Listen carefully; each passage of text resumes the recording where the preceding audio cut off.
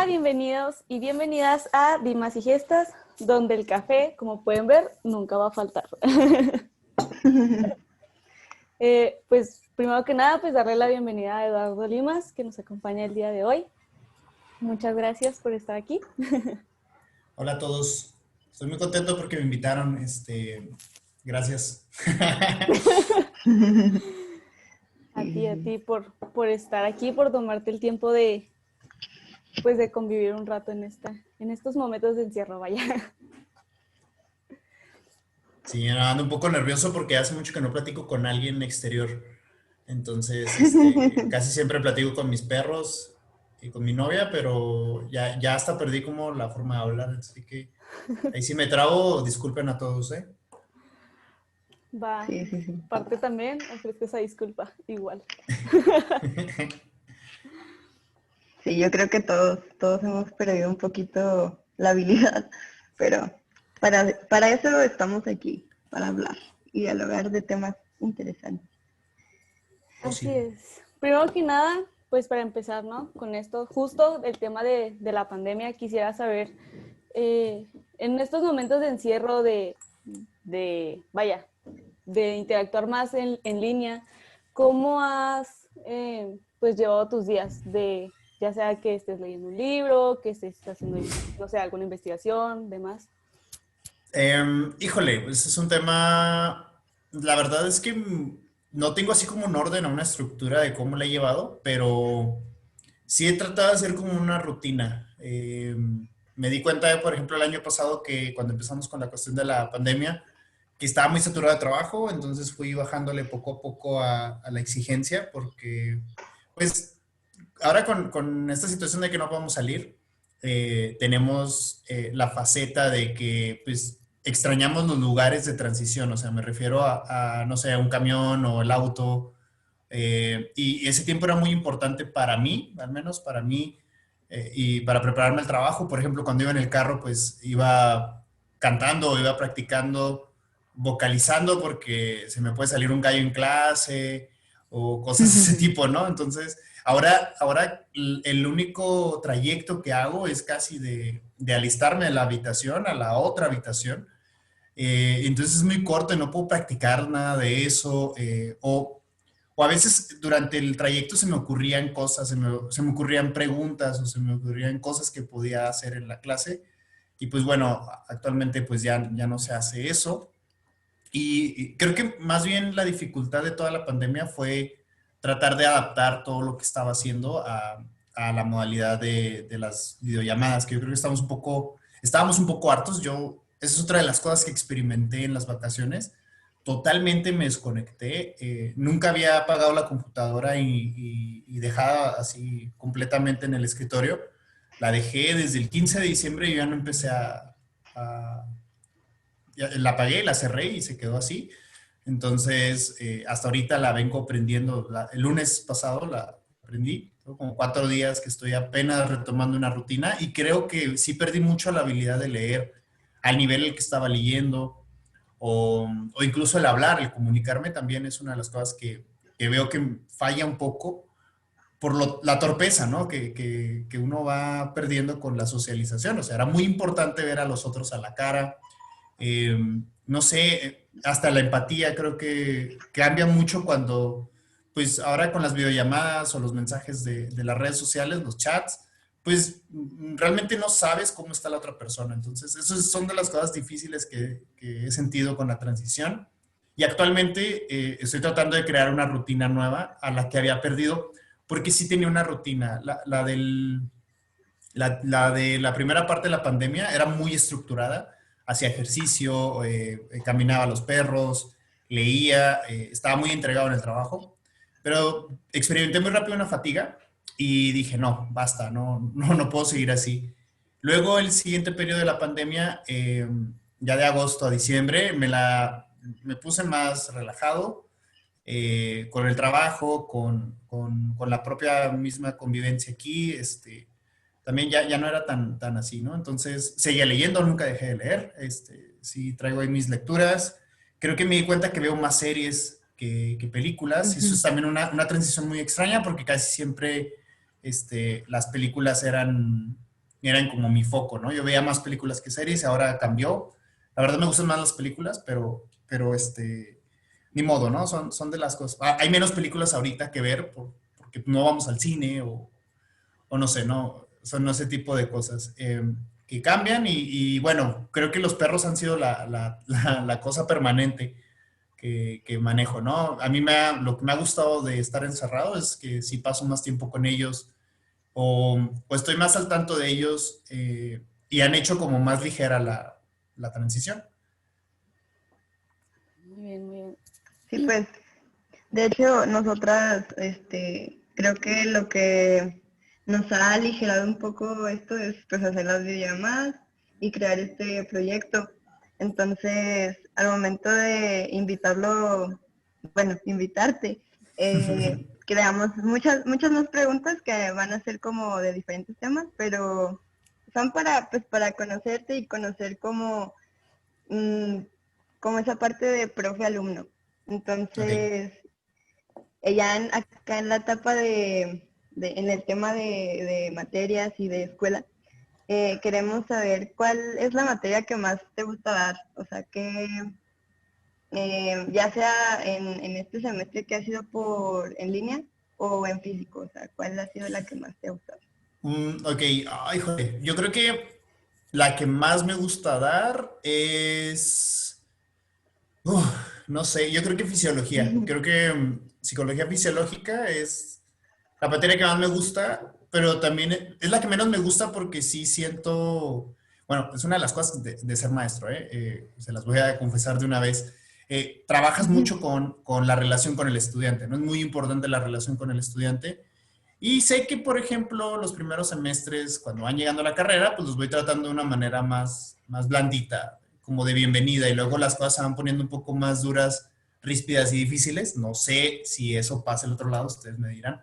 Pero en fisiología lo que no me gusta, me encanta la materia, los contenidos y la exigencia, pero esa es una de las consecuencias que he tenido con algunos grupos, que he tenido grupos que se entregan en la materia y hay otros que no se entregan y es donde yo veo que que pasa un problema de relación entre el alumno y yo que me terminan odiando, muchos me terminan odiando o terminan fastidiados de todo lo que se tiene que ver en fisiología, porque creo que es una materia que es muy precisa, pero a mí los temas me encantan. O sea, si me pones como cuál es la materia que más me gusta dar, es esa por los temas, pero no tanto por lo que pasa entre la relación del estudiante y conmigo, porque les digo que si llego a ver como una especie de hartazgo, así pero en realidad yo creo que ese es el ritmo que deberíamos de mantener en la universidad. O sea, si me dejaran a mí como meter la mano en todas las materias del mundo, así diría que se estudia una materia. O sea, que un estudiante esté leyendo investigaciones, que un estudiante esté describiendo y haciendo explicaciones, a mí me fascina ver ese nivel. Y la verdad, cuando termina la materia, lo más gratificante para mí es ver que se pueden imponer ante un problema de explicar algo con lo que vieron en la materia. Entonces, para mí esa es como la materia más gratificante, aunque es la más dura. Me gusta por los temas, no me gusta por lo que pasa con la relación.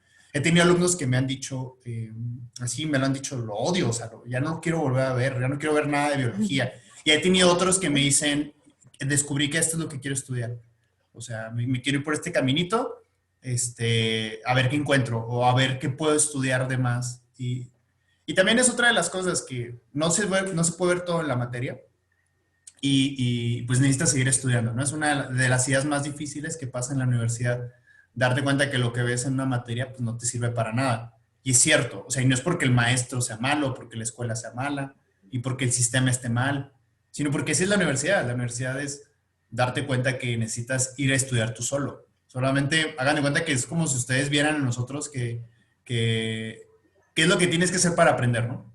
Y entonces nosotros te enseñamos a usar ese lenguaje y tú vas y aprendes lenguaje solo. Entonces, yo creo que lo más bonito es ver esa parte. La otra materia es ambiental, porque me encanta ambiental, aunque yo nunca llevé una materia de psicología ambiental en la carrera. Mi licenciatura no tenía una materia de eso, pero me sorprende cómo muta esa área de la psicología. Me parece el área más versátil de la psicología porque puedes hablar con arquitectos, puedes hablar con pintores, puedes hablar con diseñadores o ellos hablan contigo. Entonces, creo que me gusta mucho ambiental porque es como la síntesis de todos los temas de psicología en un solo fenómeno. Entonces, ahorita lo que estaba leyendo el semestre pasado, pues, sobre psicología ambiental y cómo se diseñan las ciudades o cómo un diseño de una ciudad puede ayudar a que una mujer no sea acosada. Es así como wow, ¿no? Increíble Ujú. Sí, cómo de por pueden haber sí, ese tipo de ideas. Ujú, sí, de por sí la psicología ya es como puedes hablar con cualquier persona. ujú. Imagínate. Ujú. Eso es lo chido de nuestra carrera, o sea, todos tienen una pregunta que le quieren hacer a un psicólogo, ¿no? O un problema que es, ay, no sabía que eso era un psicólogo, que un psicólogo me lo pueda contestar. Entonces, es lo padre, ¿no? Somos como un hit. Justo. Sí. Hablando precisamente de esto, de psicología y que estás dando clases de esto, ¿estudiaste otra carrera? ¿Qué otros proyectos pues manejas? Trabajos, no sé. Pues bueno, la otra carrera que estudié fue filosofía, entonces, eh, yo siempre he pensado que estudié solamente una carrera, o sea, aunque estudié dos, creo que compaginé muy bien lo que uno le carecía con lo que otra mostraba. Entonces, la verdad es que la carrera de psicología fue muy eficiente, o sea, tengo que decirlo.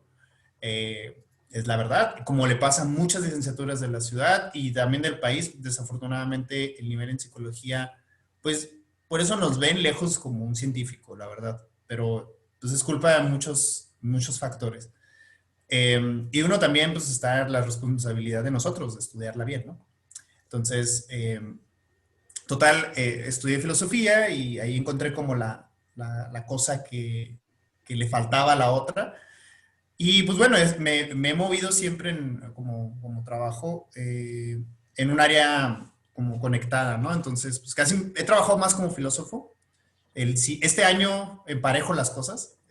Me han pagado más como filósofo que como psicólogo, pero es lo chido de mi trabajo que me dan como ese doble trabajo, ¿no? Entonces, Ujú. un tip para el futuro podría ser que anden en áreas relacionadas, ¿no? Con otras áreas. O sea, sí, ándense ahí metidos entre varias disciplinas o varias áreas para que pues, puedan estar alimentando su trabajo de dos fuentes. Y la otra situación es que siempre me gustó el cine, siempre me ha gustado el cine. Yo creo que en la prepa intenté estudiar cine, pero pues, no pude porque era muy ingenuo. Ya saben que pues te tienes que ir. Mandé un correo a una universidad, ¿no? Así de, oiga, quiero estudiar cine ahí. Y pues era en Canadá la universidad.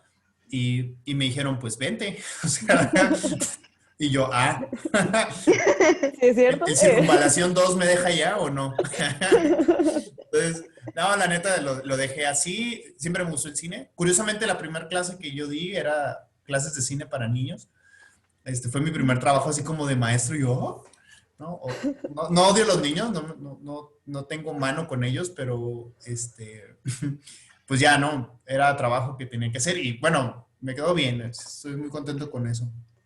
Y pues lo del cine y lo de la ciencia me ha gustado mucho, pero pues descubrí como en mi trabajo de estudiante universitario, este, trabajé en el Museo Semilla, entonces me di cuenta que yo quería, que me gusta mucho comunicar la ciencia o divulgar la ciencia, y pues esa es como la espinita que siempre he tenido enterrada con mis carreras, o sea, me ha gustado mucho esa área de la divulgación, desafortunadamente no le he dedicado muchos proyectos, tengo varios ahí pensados, trabajé, he dado conferencias así como de divulgación y talleres también. Estuve trabajando una vez como colaborador en un periódico digital también, haciendo notas de ciencia, muy poquito, pero fue algo de experiencia. Este, Seguí estudiando un diplomado de divulgación, pero eso lo descubrí en el trabajo de ser guía del museo, Ujú. que era un área muy seria, muy divertida y muy importante también, porque es muy importante que las personas, los ciudadanos de a pie, o sea, cualquier persona tenga una relación con la ciencia. o tenga alguna noción de la ciencia. Entonces, creo que lo demandante que fue mi maestría, que estudié una maestría en antropología, fueron 5 años de maestría y me metí a la piscina, ¿no? De la maestría. Fue muy demandante, pero muy agradecido, estoy muy agradecido con eso, pero pues también hubo una consecuencia, que descuidé mucho esa parte, ¿no? Me lo decía un amigo que hace poco me topé de nuevo, me decía, tú siempre tenías una cámara, siempre traías una cámara de video. Y sí, cierto, lo recuerdo en el bachilleres y lo recuerdo a inicios de la universidad, siempre traía una cámara. Y cuando ya egresé de psicología, se me fue el hobby, se me fue esa idea de traer una cámara y lo perdí. Y actualmente pues estoy tratando así como de volver, ¿no? Me gusta mucho esa cuestión pues de grabar y de editar y esas situaciones. Y les digo, mi primer trabajo fue con ello. Yo me acuerdo que la computadora que tenía y la cámara que tenía fue lo que me permitió pues dar esas clases de cine. Y pues mi gusto, porque la verdad no es que sea muy conocedor, solamente podría decir que soy un entusiasta y ya, ¿no? Entonces, soy esa mezcolanza de intereses entre cine, ciencia y pues ahora psicología, ¿no? O el área en el que me metí de evolución y todas estas cosas. Pues esa es como la ensalada que está hecha de mis intereses. Pues sí. Por ejemplo, yo creo que, no quiero generalizar, pero siento que en todas las carreras ha de haber una etapa muy como conflictiva en ese proceso de que qué voy a hacer cuando salga o cuando termine, o sea, meramente en el proceso. ¿Alguna vez tú tuviste alguna etapa conflictiva de qué vas a hacer cuando salgas? Porque, por ejemplo, nosotras también pensamos mucho en qué nos espera a nosotras como psicólogas, qué vamos a hacer y así. Entonces, por eso es que hacemos estas actividades, pues. Pero Sí. sí. Es una pregunta muy fuerte porque me remite a acordarme de dos cosas. Mira, yo cuando estudiaba no sentía que me fuera a ir mal, porque descubrí que era muy competitivo en el buen sentido, ¿eh? O sea, yo era como si hubiera sido su compañero, yo sí la cotorreaba y me ponía a estudiar con todos y, o sea, me invitaban y así, ¿no? Me acuerdo que me acuerdo de un examen de psicopatología, por ejemplo, que se juntaban en un depa y me invitaron, o sea, nos juntábamos pues a estudiar, pero pues estábamos bebiendo ahí, ¿no? Peor error, o sea, no sé qué pensábamos ir, no sé, no crudos un examen. Pero estaba muy padre la interacción de ser un ñoño, o sea, siempre me describí como ñoño, pero también aplicado, entonces sabía que era muy competitivo con mis compañeros, o sea, sabía que algo traía, pero no sabía en dónde encajaba esas habilidades en el campo laboral ni mis intereses, o sea, yo no sabía que estos intereses que yo tenía desde niño, o sea, la verdad es que los perros me gustan desde niño, el cine me gusta desde niño, Ujú. y no sabía que la ciencia me gustaba desde niño. O sea, hasta que ya era adulto me di cuenta de esos puntos, ¿no? Que la infancia es muy importante para determinar lo que vas a hacer como profesionista, y más en la ciencia. Ahora, me fui muy atrás, perdón, pero yo sabía que era competitivo, esa era la idea, ¿no? Para no perdernos. Y por otro lado, no sabía cómo encajaba eso en el campo laboral.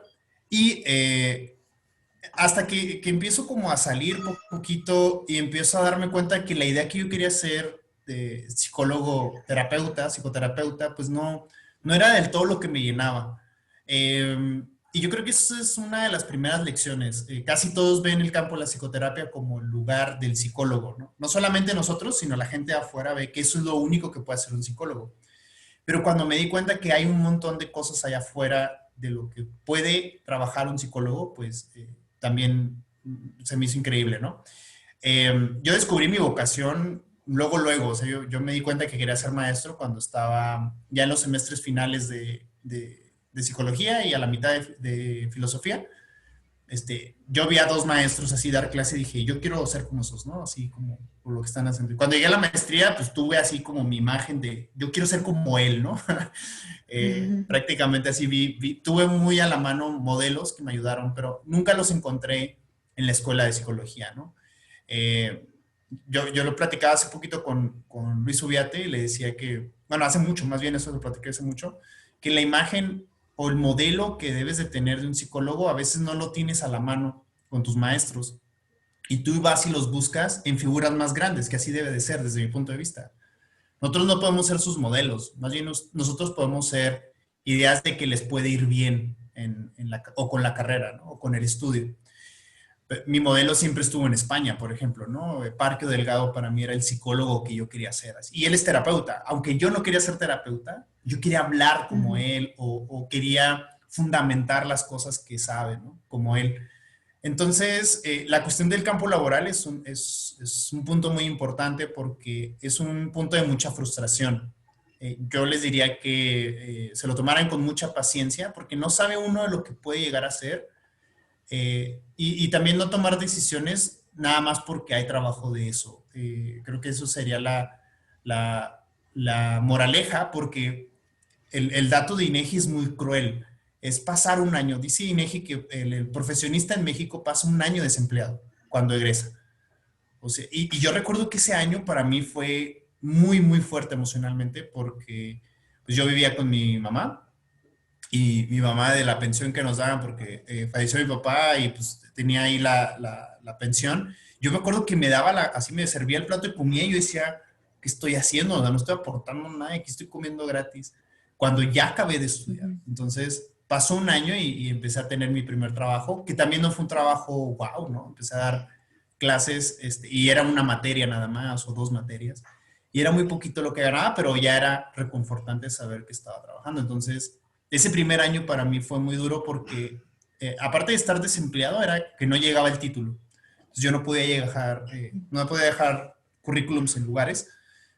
Y pues era darme cuenta que, o sea, yo ya quería trabajar y no podía porque estaba una traba ahí muy grande. Y también no sabes qué es lo que puedes llegar a hacer, ¿no? He visto muchos compañeros o excompañeros que deciden el primer trabajo que les llega a una maquila y no era lo que querían. Entonces, si algo a mí me frustra a veces es darme cuenta que las personas a veces culpan a la carrera como si la carrera fuera ya un éxito que te tiene que dar en la mano algo. O sea, creo que premiamos mucho el esfuerzo de estar estudiando 4 años y medio y que al final debe de haber algo automático. Y no es cierto, no pasa de esa manera. De esa etapa como estudiante para ti, ¿consideras que esa fue tu etapa más difícil como estudiante o crees que hay otra más? Sí, yo creo que esa es la etapa más difícil porque sientes como la responsabilidad de empezar a chambear y sobre todo pues son escuelas privadas, entonces de alguna manera es más presión porque sientes que debe de devolver aquello que le invertiste.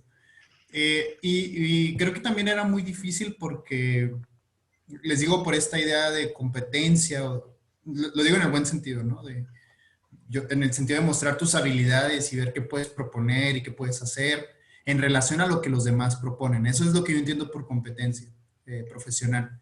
No entiendo competencia por ir a depredar a los demás. Nunca he creído eso.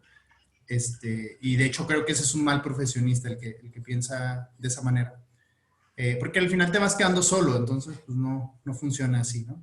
Lo que a mí me ha funcionado es colaborar con los demás, ¿no? Ver qué es lo que puedo ofrecer y con los demás. Y cuando sales, cuando egresas, pues no tienes, por ejemplo, otros con quien colaborar. Estás solo y tienes esta presión. Y luego también tienes esta idea fantasiosa de éxito, de que pues, te puedes salir de la casa, de que a ver cuándo me voy a estudiar fuera o este tipo de cosas, que sí pasan, pero pues no son la idea de éxito que todos deberían de tener. O sea, prácticamente creo que nos deberíamos de tomar con mayor tranquilidad ese primer año en el que egresas. Y me di cuenta de lo poco que preparé durante la carrera, ese estado de inicio, sí, el inicio para trabajar. O sea, creo que o sea, como recomendación, los últimos 3 semestres de una carrera deben de ser un ensayo y error de lo que vas a hacer en el campo laboral, porque casi todos gastamos el ensayo y error en los primeros años. Es decir, lo que yo debí haber hecho, en pocas palabras, es, si yo sabía que iba a ser docente, debía haber empezado a dar clases en esos 3 semestres. Clases gratuitas, clases, pedirle chance a un maestro, no sé, lo que sea, empezar a dar clases de lo que sea, porque prácticamente mis primeros 3 años de profesionista, o sea, cuando ya empecé a trabajar, pues hice un desastre, ¿no? O sea, hice un desastre en las clases. Si así, imagínense, ahorita ustedes que si hago desastres actualmente, imagínense los desastres que hacía antes, ¿no? Cosas horribles como las novateadas que te dan los alumnos. O sea, esas cosas que tú hacías como alumno y se las hacías a un maestro, te las hacen a ti. O que escuchabas, ¿no? También. Y lo contrario, o sea, a veces también te das cuenta, al menos como maestro, cuando inicias, del poder que tienes sobre la cátedra. Es decir, no sé, me acuerdo el primer día de clases en universidad que di, de una universidad privada, empecé a trabajar en una universidad chiquita, privada, pero yo muy agradecido porque ahí hice mis primeros pininos, y confiaron siempre en mí. Me acuerdo que llegué al salón y pues me impactó, y no era un grupo muy grande, era un grupo de 8 personas, pero la propia visión que tenía hacia los estudiantes era bien diferente, o sea, decir, ahora estoy del otro lado, y uno pensaba que la docencia era más sencilla, la verdad. Entonces, esos últimos 3 semestres, yo los debía haber usado para empezar a dar clases donde sea. O sea, irme a parar a algún lado, ¿no? Y aprender sobre los errores que no debes de cometer como docente. Por ejemplo, esta idea de, yo soy muy confianzudo a veces, ¿no? Y cuando alguien rompe la confianza conmigo, pues ya no le creo nada, ¿no? Soy muy, duro con eso, ¿no? Cuando ya no confío en alguien, pues ya, no confío y ya. No tiene que volver a ganar mi confianza porque no lo va a hacer. Y me pasaba mucho que los estudiantes eran así de, profe, es que me pasó esto y me pasó lo otro, y te das cuenta que no eran ciertas las cosas después, ¿no? Y pues bueno, son como cosas difíciles. Me tocó también mi primer soborno, o sea, mi primer intento de soborno. También son cosas que tú dices, ya que me quieran sobornar, me voy a reír de eso. Y no es cierto. Cada vez que lo han intentado, me han tratado como de sobornar como 4 veces. Yo recuerdo 4 más o menos, y todas me enojan. Y no es cierto esos chistes esas cosas que tú preparas así como de, cuando lleguen a hacerlo voy a hacer esto y esto y lo otro. No es cierto, no pasa. Son situaciones bien diferentes y siempre es como esta idea de que te quieren ver la cara o una sensación de injusticia y esas cosas. Entonces, yo creo que debemos de preparar, nosotros a ustedes debemos de avisarles que eso es lo que tienen que hacer. Desde mi punto de vista es, ya empiecen a chambear desde los últimos 3 semestres para que no le empiecen a regar. Si vas a ser psicoterapeuta, pues al menos ser sombra, ser voluntario, en algún consultorio, en alguna clínica, con algún maestro, lo que sea. Si vas a ser docente, pues eso. Si vas a hacer investigación, empezar a investigar desde ya, o sea, desde cuarto semestre, desde quinto semestre. Ya tienen herramientas para poder hacer eso. Hay veces que nos gastamos la idea de que queremos hacer un proyecto gigantesco. Quiero, no sé, hacer la investigación que cambie la visión de la psicología. Y no pasa eso, la ciencia no funciona así. Y debemos de ser muy modestos con nuestros proyectos. Entre más controlable sea la expectativa, menor la sensación de fracaso. Entonces, creo que eso alimenta mucho de que dejemos de intentar esas metas que tenemos a la vista, ¿no? O sea, ahora con lo del cine que les decía, pues los proyectos, muchos siguen todavía esa flamita que había conservado de la prepa. Y no es de que, ya no estudié cine, ya no lo voy a hacer. O sea, no debe ser de esa manera. Entonces, creo que ese es un punto muy importante. El final de una carrera se tiene que planear ya dentro del campo laboral. No. Y es más para cerrar el punto, creo que el estudiante universitario se conforma muy fácil con pasar las materias. Esa es una de las cosas que a mí me encabrona, ¿sí? No puedo con esa idea. O sea, que una persona diga, es que yo soy un alumno, yo estoy pasando todas las materias, pero debes estar haciendo algo más. O sea, las materias es el mínimo que debes de hacer como estudiante, es tu obligación. Deberías estar haciendo algún proyecto personal, algún proyecto social. Allá afuera hay un montón de necesidades. ¿Cómo te esperas 4 años y medio que acabe tu carrera para empezar a usar tu carrera, cuando la puedes usar desde ser estudiante, ¿no? Exactamente. Sí, Porque justo. luego también está, perdón que te interrumpa, el que abarca mucho, o sea, poco aprieta, no sé cómo es el Ujú. dicho, pero pues sí, o sea, queremos como abarcar todo y pues, o sea, no, o sea, hay que empezar de poquito en poquito. Sí. Sí, justo me pasó así, iniciando, pues digo, no llevo mucho de la carrera, pero sí a inicios era como, sí, yo quiero hacer esto y esto y esto, sin darme cuenta que debo empezar por otras cosas más, eh, pues no abajo, pero sí más chiquitas. Ujú. Y también con esto sí, ya por sacar buenas calificaciones, ya soy un buen estudiante, ya sé muchas cosas. Me pasaba así hasta que, pues, junto con las niñas empecé a tener como charlas un poco más abiertas de los temas y fue así, pues no solo son Más profundas. calificaciones, ajá, Ujú. más filosóficas. Sí. Fue cuando me di cuenta de que pues realmente las cosas no son así. Y justo conozco a varias personas que por sacar buenas calificaciones ya, o sea, se queden muy, pues muy inteligentes, muy sabios, muy demás, y cuando llega el momento de preguntarles sobre X o Y cosa, materia, tema, se quedan así de, caray, espérame, déjame checo mis apuntes, o así, es como de... Sí. "Mm". Sí. Oh, eso lo vi en una materia y luego, Ajá, pues, y ya exacto. no te dicen nada. ¿En cuál? No, yo creo que, sí, yo creo que mucho de la lección de lo que hace un profesionista es ser apasionado con la carrera. O sea, no dejamos de sudar la carrera, o sea, la traemos puesta todo el día, estamos pensando cosas con lo que aprendemos, con lo que hacemos, interpretamos nuestro mundo con ello. Y, y cuesta mucho darse cuenta y por eso batallan muchos de los promedios de generaciones o de los altos promedios o aquellos que nunca presentaron un extra en incorporarse al campo laboral porque han dominado las reglas del juego de la escuela, pero no las del campo laboral. Hay un texto que habla mucho de eso, de un análisis que hicieron en Brasil sobre eso qué era lo que pasaba con los altos promedios de las universidades y por qué terminaban siendo desempleados. Es como aquellas personas que se ganan la lotería, ¿no? Ujú. Pues uno piensa que va a hacer muchas cosas con el dinero. Y si ustedes revisan los que ganan la lotería, terminan bien mal, terminan endeudados, terminan en la cárcel, terminan muertos, con adicciones, no sé, ¿no? Cosas así. Y creo que pasa algo similar. El libro se llama 10 en la escuela, 0 en la vida, algo así se llama. Sí. Pueden ahí buscarlo.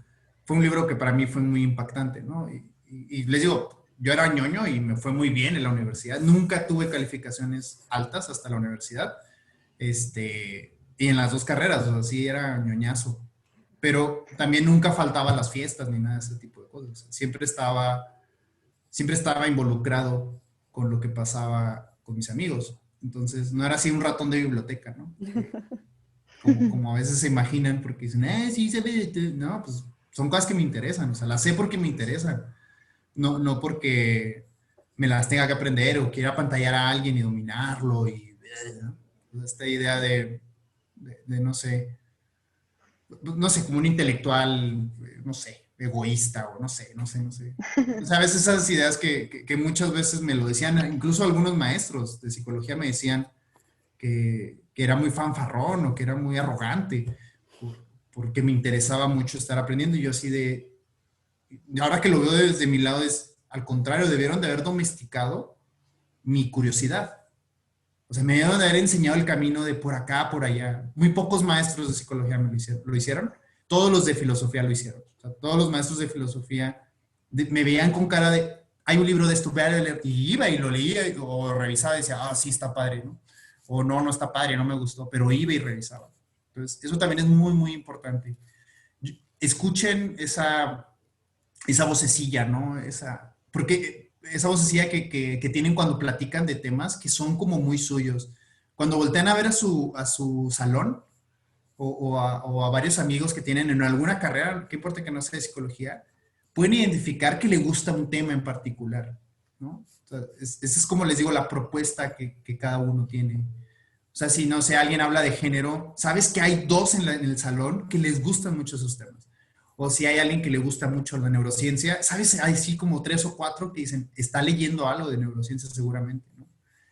Y la pregunta es encontrarle ese cachito que a ti te gusta. Si es la psicoterapia, pues bueno, la psicoterapia. Si es lo laboral, lo laboral, ¿no? O sea, siempre debes estar pensando en esa firma que cada uno va haciendo con su carrera.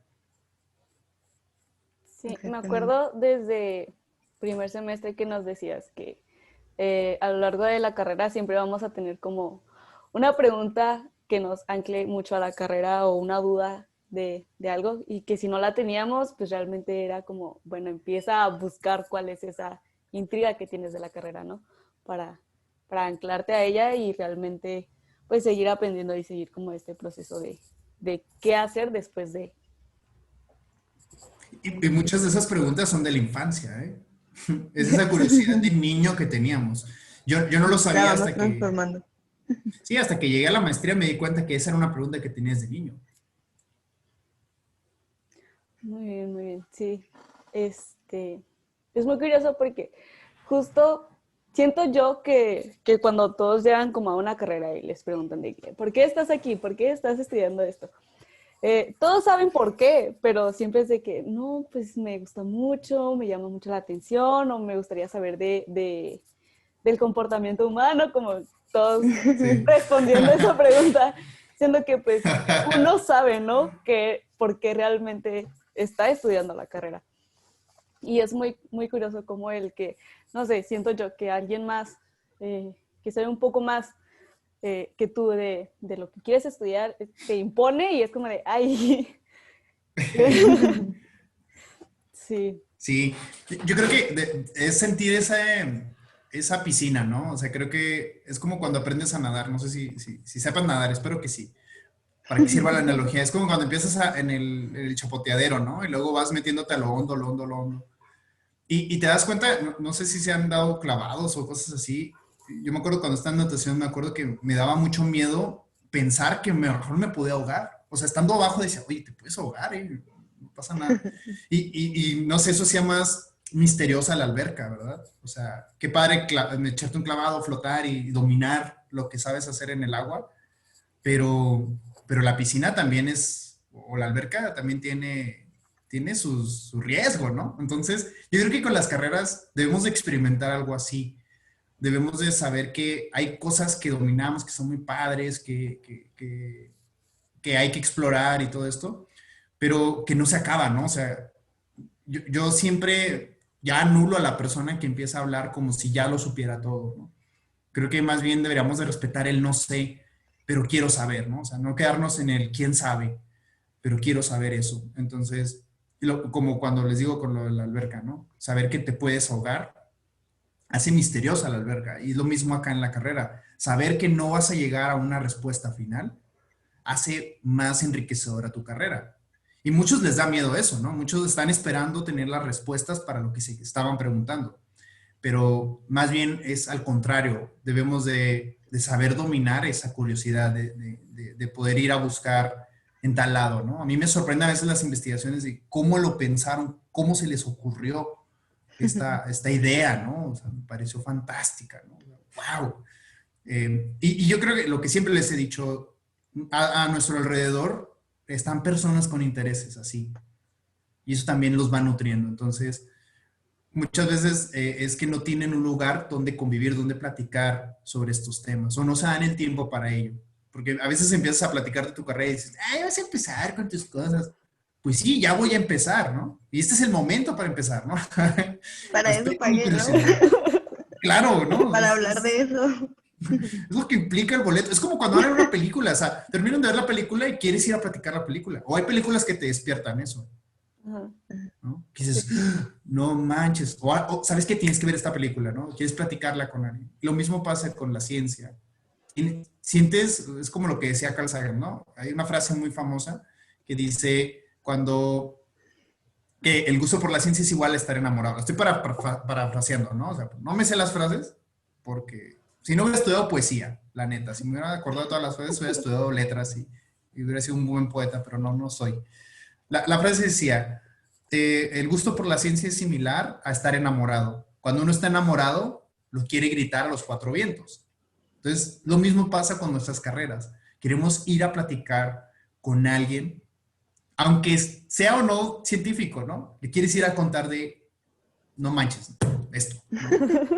Sí, y a veces se da de la nada, de que están en un tema random y se va metiendo como poco a poquito, ¿no? Lo que Ajá. sabes del tema y es como de, ay, ¿en qué momento? Y eso es Sí. lo padre, o sea, como, perdón que le interrumpa, No, no, no, cuando usted dale. nos estaba diciendo que le gustaba psicología ambiental, que ya con eso puedes hablar con un arquitecto de otras carreras, ¿no? Es exactamente lo mismo, o sea, pues para eso estás nutriendo tu conocimiento y pues compartiéndolo con otro tipo de personas e incluso se retroalimentan entre ustedes. Qué Sí, padre. el punto es no hacer un diálogo de sordos, porque también, pues yo puedo hablar con a lo mejor un arquitecto, un diseñador de interiores, pero a ver si quiere platicar conmigo. Entonces, hay también esa habilidad, hay que empezarla a fortalecer, ¿no? El escuchar a las otras áreas, porque yo a lo mejor lo que yo sé no es el punto final de todo, ¿no? O de qué manera yo puedo nutrir otra cosa, ¿no? Este año, bueno, el año pasado, no, pienso que es el 2020, fue tan traumático que pienso que es el 2020. Estuve de juez en un concurso de aplicaciones para la NASA. Yo no entendí cómo me seleccionaban de juez, pero ahí voy, ¿no? Me dijeron, ¿quiere? Sí, ahí voy. Y casi todos los proyectos eran sobre medio ambiente, sobre exploración espacial y no sé qué. Cosas que yo decía, ¿yo qué hago aquí, no? Pero fue muy importante ver cómo había muchos proyectos sobre el sueño y la salud. Y me sorprendía que la mayoría de los interesados eran ingenieros y no había psicólogos y ni investigadores sociales, ni antropólogos, ni sociólogos, ni historiadores, ni nadie. O sea, debemos de entrarles a esas áreas porque las otras personas a lo mejor están tratando de buscar, de encontrar a alguien que les pueda nutrir esa parte que ustedes están estudiando o que nosotros sabemos. Entonces, creo que nos quedamos como muy a la micha a hacerlo estandarizado, ¿no? Ok, estudia psicología, quiere ser terapeuta, pues abre un consultorio. Y a lo mejor la psicoterapia tiene facetas que no hemos pensado o que no, o sea, que no hemos pensado porque no está en nuestro ambiente, pero ya lo están haciendo en otros lados. O no sé, quieres ser psicólogo laboral o de la salud y pues bueno, ¿no? Hay otras facetas de ese tipo que no estamos explorando. Entonces, es constantemente estar, les digo, buceando en esa piscina que ahorita les platicaba, que es su carrera. Y no se acaba, o sea, es bien interesante saber eso, ¿no? No se acaba. Eh, si uno siente que va mejorando, pero te sientes igual que en primer semestre. Nada más que diferente, ¿no? Ya eres consciente de muchas cosas. Sí, Exacto. sí. O sea, conforme vas creciendo te das cuenta de muchas más cosas y es lo mismo en la carrera. De hecho, yo les comparto una de las preguntas que me he hecho en esta pandemia, que es, o sea, pues, o sea, como psicóloga, como psicólogos, ¿qué nos espera en el futuro? O sea, ¿qué vamos a hacer como, no sé, me imagino como en los supersónicos, que vamos a tener como nuestro propio robotcito? E incluso a ese robotito le vamos a platicar nuestras emociones a nuestras cosas, ¿no? Entonces, ¿qué va a pasar con los psicólogos o así? No sé, son muchas cosas que al tener tanto tiempo libre puedes estarte haciendo y entonces, Sí, fíjate, yo lo de la tesis, el duelo de los animales y todo esto, pues ahorita, justo acaba de empezar el año y hay un artículo de ello. Y reavivó mi flama otra vez de investigar. Dije, wow, ¿qué estoy haciendo? Tengo un tema bien interesante, ¿qué me pasa? Me voy a poner a investigar otra vez. Y fíjate que, no sé, me pongo a pensar, a lo que quiero investigar es el duelo hacia las mascotas, a los perros específicamente, y no sé, ayer estaba leyendo un artículo sobre que en todos los países, ya pasa en todos los países, la gente experimenta un duelo o una sensación de pérdida con la muerte de mascotas virtuales. O sea, los juegos de granjita, los juegos como los Tamagotchi, si hay un apego. O sea, si hay personas que experimentan un apego a ese tipo de cosas. Me puse a googlear cosas y encuentro que hay personas que sienten una pérdida por las mascotas virtuales, pero estos perritos robots que venden, ¿no?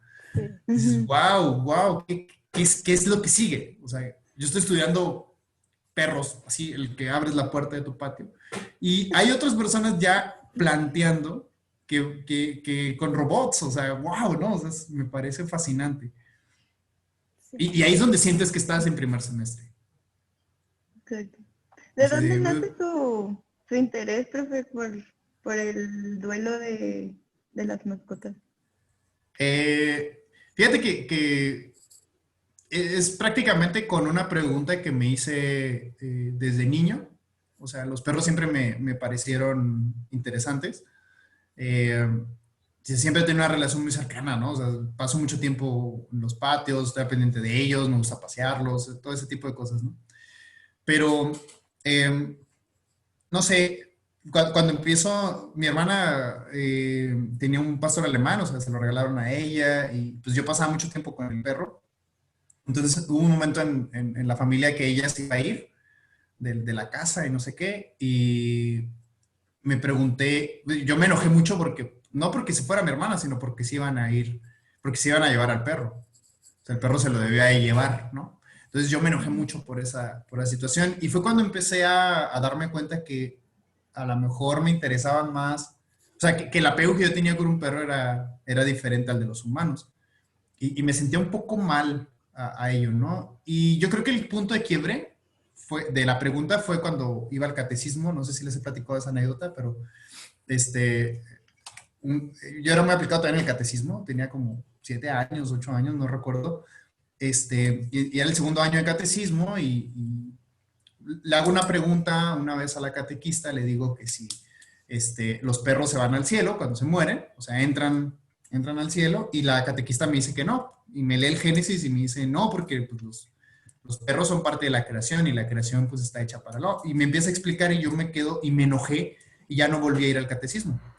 Entonces, ahí nació, yo creo que ese es como el evento que recuerdo así de, es una pregunta que me hice, que yo sentí que era auténtica, o sea, que yo me la hice solito, entre comillas, ¿no? Pues hay cosas alrededor, les digo, pero como que yo hice muy concreta esa situación y me enojó muchísimo la respuesta y dije, no puede ser, no puede ser así, o sea, ¿cómo todo esto porque un día anterior de la clase había visto un documental de perros y eran, pues, te mostraban perros que salvaban vidas, Hachiko y te mostraban estos de los terremotos y los perros de la guerra y no sé, todas estas anécdotas increíbles que tienen los perros.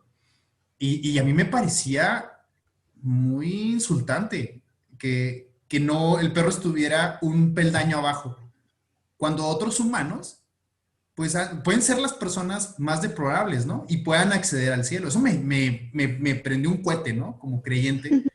Y yo digo que ahí nació mi idea del interés por el tema de la muerte, que siempre me ha gustado, por lo de tanatología, que estoy un diplomado de eso, y bueno, lo de los animales, pues siempre he ido ahí acompañado, entonces, pues yo lo que hice fue juntar esas dos cosas, ¿no? Y yo me acuerdo mucho que la pregunta de investigación de mi tesis nació del perro que tenía. O sea, yo me di cuenta que en algún momento mi perro se iba a morir. Digo, todos podemos pensar eso, ¿no? Aunque no lo queramos. Eso se le llama preduelo, ¿no? Cuando no sucede la pérdida, pero ya la estás resintiendo. O sea, te la estás planteando y dices, cuando pase me voy a sentir, ¿cómo me voy a sentir, no? Y esa era mi pregunta cuando empiezo la tesis, o el planteamiento de la tesis. Yo empecé con un proyecto de salud. No sé por qué diantres, no sé qué eran, sí sé, porque estaba hice prácticas en el hospital y dije, ay, pues sé mucho de diabetes, voy a meter eso. Pero en mi primer clase de evolución, les digo con este maestro, el maestro Argüelles, yo cuando lo vi dije, quiero saber qué es eso que él sabe, ¿no? Es así como no sé, es como ir a un restaurante y ver el platillo que está enseguida y dice, trágame de eso, ¿no? O la especialidad de la casa. Y cuando lo vi dar clase y de lo que hablaba y de lo que podía hablar sabiendo de eso, dije, wow, ¿no? Maravilloso. Así, quiero ser él. O sea, como modelo, ¿no? No así patológico, ¿no? Imagínense. Nada se crean, pero... y de ahí nació, o sea, creo que lo que junté fueron intereses que ya estaban como almacenándose, que eran preguntas que ya tenía hechas, no contestadas, pero que vi que si juntaba las cosas las podía contestar o al menos plantear.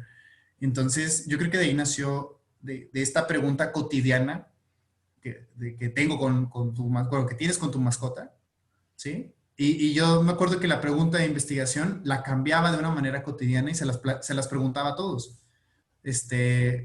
Les decía, ¿tú crees que si se muere tu perro, pues te va a poder, ¿no? ¿Te va a doler? Todos me decían, absolutamente, claro, pues sí, me duele, pues, ¿no? Y ¿qué pasaría si tú te mueres? ¿Crees que el perro te extrañe, le duela? Y ahí las respuestas cambiaban. La mayoría me decían que sí. Sí, no, yo creo que sí. Y les decía, de eso es mi tesis. O de eso es mi investigación. Y todos se quedan así de, pues sí, ¿no? Ya te dije que sí. Ya contesté tu pregunta de la tesis y yo les decía, explícame cómo. Y ahí es donde todos empezaron a decir, bueno, pues es que el perro está feliz todos los días cuando me ve. Entonces el día que ya no me ve se va a poner triste. Le digo, pero ¿cómo sabes que es por ti? Y empezaban las preguntas y ahí es donde se dan cuenta que no tenían una respuesta así como fácil, ¿no? Concreta. Claro. O concreta. Mencionando esto de los intereses, ¿hay alguna otra carrera, maestría que te gustaría como tomar? Híjole, pues les digo que, no sé, me remite a pensar al bachiller, era de esos que todo les gustaba, ¿no? Llegaba un químico y te decía, química, oh, wow. Luego llegaba el de filosofía, filosofía, y así todo me gustaba, ¿no? Yo creo que al final de cuentas todo se me hace muy interesante. Pero de estudiar, cuando acabé la maestría dije, ¿por qué no estudio veterinaria? Luego ya me di cuenta que no es cierto, no quería estudiar veterinaria, pero bueno, yo creo que la educación es algo que nunca se acaba. Entonces, sí planeo seguir estudiando. Mi doctorado del año pasado que pausé me gusta mucho, creo que sí lo quiero seguir. Era en historia de la ciencia. Pues me gustaría seguir estudiando para la divulgación y todo eso, pero actualmente he encontrado un área que necesito saber. O sea, sí veo que hay una necesidad social de que esos temas se hablen y se llama bienestar animal. Y estas personas por lo general son antropólogos o sociólogos o veterinarios que hablan sobre el trato de los animales o las condiciones en las que se les debe tratar a los animales. Y una de las cosas que me preocupa mucho es cómo se tratan a los perros, porque hay muchas conductas que nosotros como humanos hacemos que son muy bien intencionadas, pero que tal vez no son del todo agradables para ellos, ¿no? Entonces, al perro bueno, como a cualquier animal, se le tiene que dar ciertas condiciones para el buen trato. Y creo que ese es como el área que veo una necesidad, ¿no? Por saber algo o por estudiar. Y claro, me gustaría encontrar, o sea, algo accesible, algo que pueda estudiar sobre eso. Interesante. Sí, también me da y me interesa mucho también, pues, esa parte. Porque así como que no, o sea, en el día a día pues no le damos tanta importancia o no, simplemente lo vemos pasar así. Pero hay muchísimas más cosas, sí. Pues sí, no sé si quieras agregar algo más, Andrea, o damos por finalizada esta sección.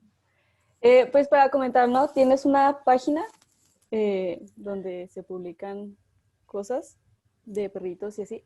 ¿O estoy Sí. en la errónea?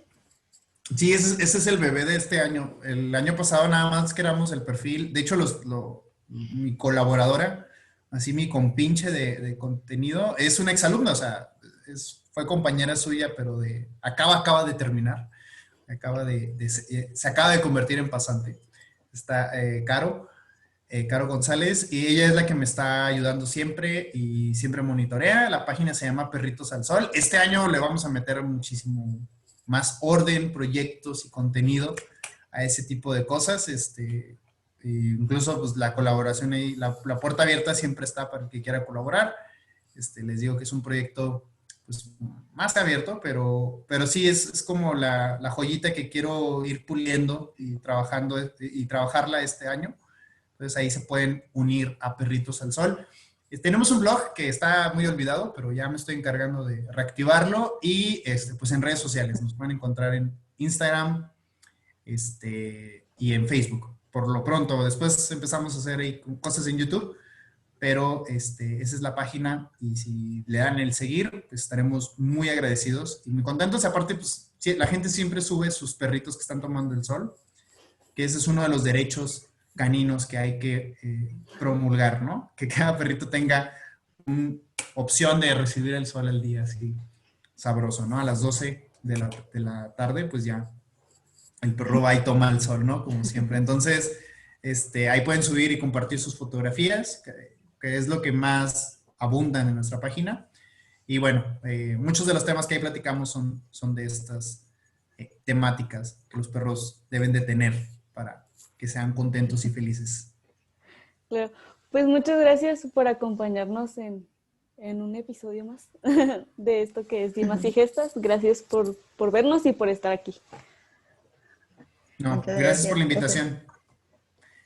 Y les deseo mucho éxito con su proyecto. Sigan alimentando, y pues yo aquí voy a estar escuchando a quien inviten y todos. ¿Ah? Gracias. Muchas gracias. Que mencionó Natalia, pues creo que otra ventaja es que como que tuvimos el tiempo de detenernos y hacer una introspección, cuando antes siento que llevábamos una vida muy apurada, o sea, muy así, la rutina siempre en friega, o de que a lo mejor tampoco